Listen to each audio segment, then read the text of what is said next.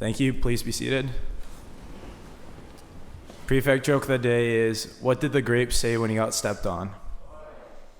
He said nothing. He just let out a little whine.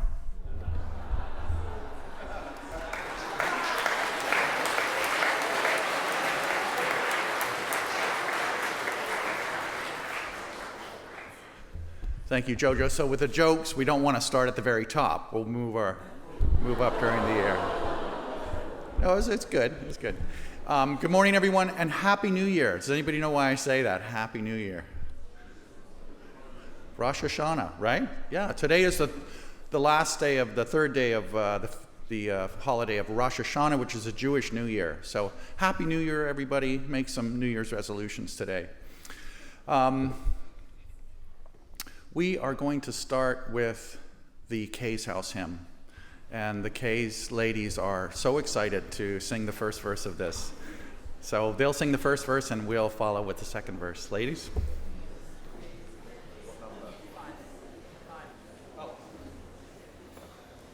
Hymn number 5.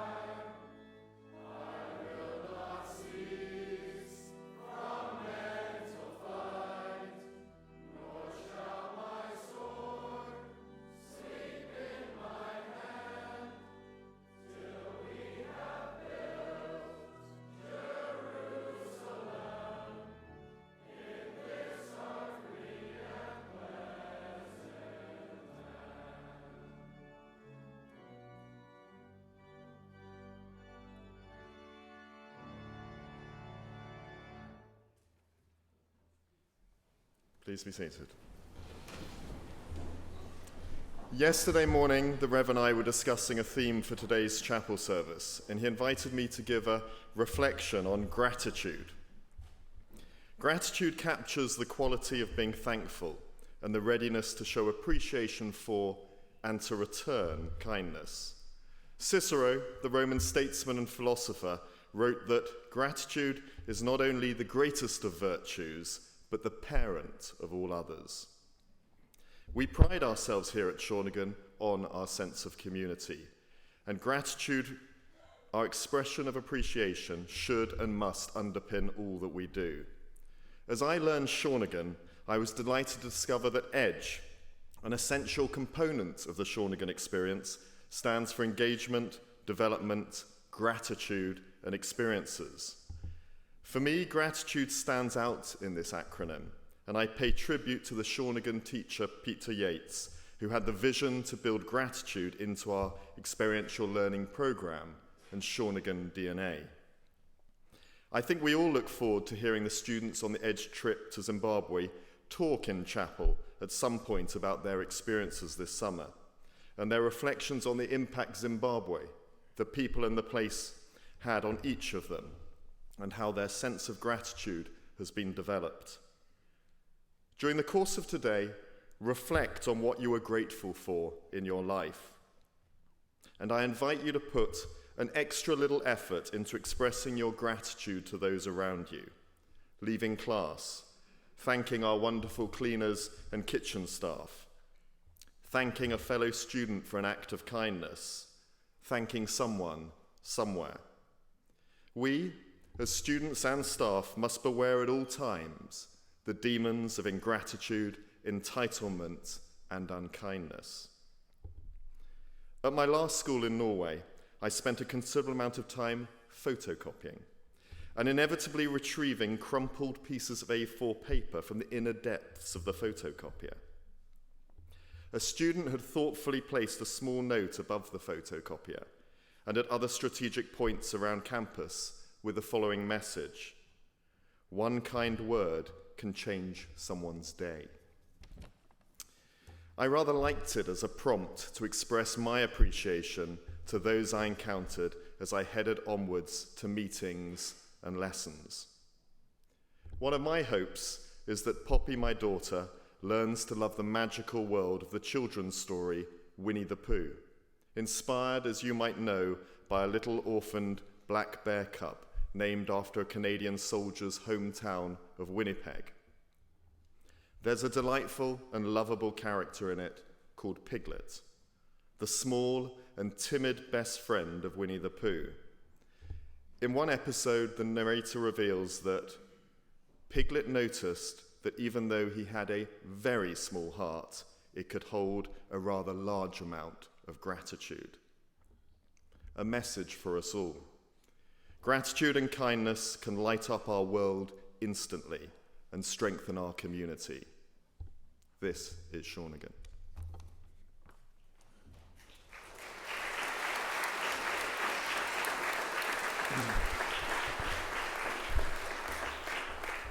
Thank you, Headmaster. So, as I think most of you know, we're going to do chapel a little bit different this year, our gatherings here in chapel. This Tuesday, for those of you who have been around for a while, will be like Thursdays were before. And Thursday will be set aside for smaller groups, for grade groups and things like that. So all of you, you'll be going to chapel on Thursdays maybe once every 4 or 5 weeks. So that's the good news. But I also feel like it's really important without the headmaster's gathering that the headmaster does get some time up here. You need to get to know him, and so I'm really happy to share and work together with him on these Tuesday mornings. So I'm going to say a few things about gratitude. I talk a lot about gratitude because I think it's an incredibly important mental and spiritual tool. It's a tool that can help us to live happier lives, and it can also be a tool to help us enrich and improve our relationships. So I used to live in the southern U.S., in the rural southern Virginia, and there were lots of great philosophers down there. And I remember one time I heard someone who was kind of angry at someone who he had done something for and who hadn't thanked him. He said, a lot of people are like hogs eating acorns off the ground. They never look up to see where they came from. I thought that was a great metaphor for gratitude. So I think gratitude works as a kind of a way to improve our lives because of something psychologists call cognitive dissonance. So cognitive means our thinking, and dissonance means things that clash. We talk about it in music, and well, actually, let's hear some. First, I'm going to ask Mr. Rhodes, who's playing the organ today, to play a harmonious chord, if he would. Very harmonious, it all works together. And now some dissonant chords. Thank you, that's very dissonant. So you get the idea, notes that don't go together. And cognitive dissonance is when we have thoughts in our minds that don't go together, that clash. And I think gratitude works like this because, and many of you have heard me say this before, that when we're grateful, it's very hard to feel victimized. When we're grateful, when we're really feeling grateful, it's hard to also at the same time feel stressed or depressed.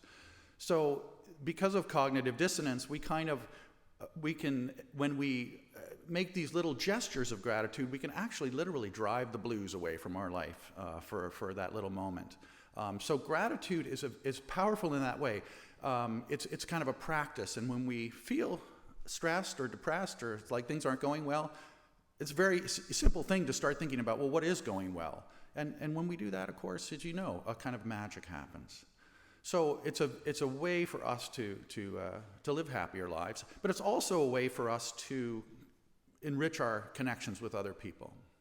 So how many people in the last 6 months have gotten a card with some money from their grandparents, for instance? Yeah, almost everybody in the room. I'm not going to ask, but how many of you actually sent a thank you note after you got that money? Oh, okay, well, that's very good. So Mrs. Rev and I aren't grandparents, but we have lots of great nieces and nephews. And Mrs. Rev, in the past, has always sent a little birthday card with a few dollars in it. And over the years, some of those nephews and nieces have thanked her, and some of them have never thanked her. And guess what's happened? She's not so consistent with the ones who just don't thank her. And of course, this is a very practical issue in some ways, but I'm not trying to lay a guilt trip on anybody in any way at all. But just to say that, this kind of loop of receiving someone's generosity and then expressing gratitude for it. Because if we don't, people don't know that we appreciate what they've done for us. And here, of course, at Shawnigan, we have endless opportunities to kind of keep that loop going, because we're always helping one another, meeting one another's needs, and a simple thank you is always really, can be a really powerful thing. So one last little story. Years ago, I had a business, and we had a woman who worked in the front office. That woman has since become a friend, and she became a partner in the business. And one day she told me that when she first started working for us, for the first several years, she said every day, she said, you would come in and into the office and thank me for that day's work. I didn't remember doing that, but she said, and because of that, every morning I felt happy about going to work, even if I was low or off base or something, because that thank you obviously had made her feel that she was appreciated and that what she was doing had some significance. So again, an example of where relationships can be deepened in all kinds of ways just by the simple expressions of gratitude to one another. So we at Shawnigan have a lot to be grateful for in so many ways.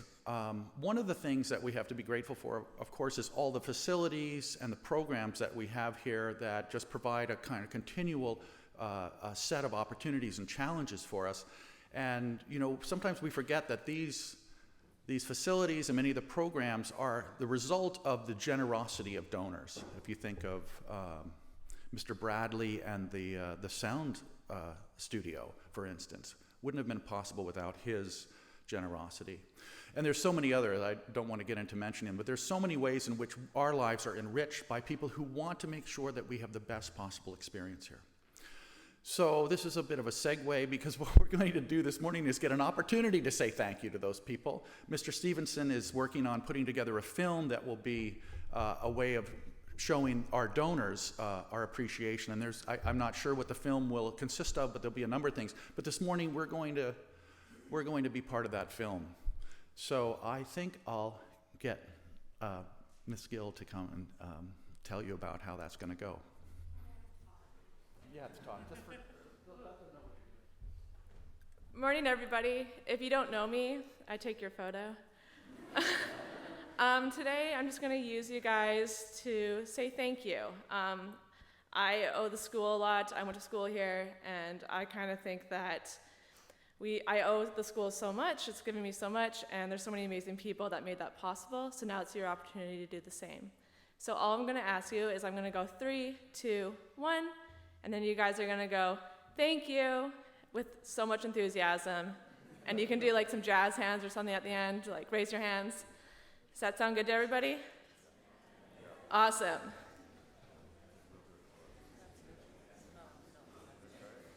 You guys can sit down still.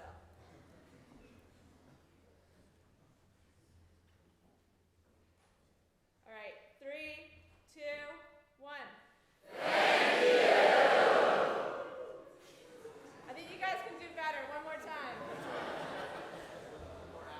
And the staff. Use your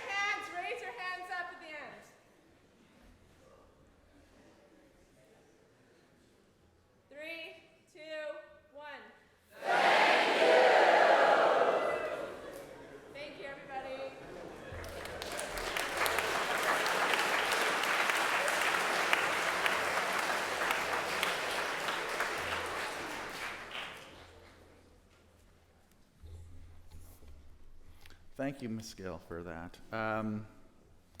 What are we doing? I think that the gentlemen from Lonsdale's are going to regale us with the first verse of their hymn. So we're going to end with hymn number 7, How Great Thou Art, the Lonsdale's house hymn. They will sing the first verse, and we will follow with and they'll sing the first verse in the chorus, and then we'll sing the second verse, the chorus, the third verse, the chorus, and then we'll be off. Gentlemen, how great thou art.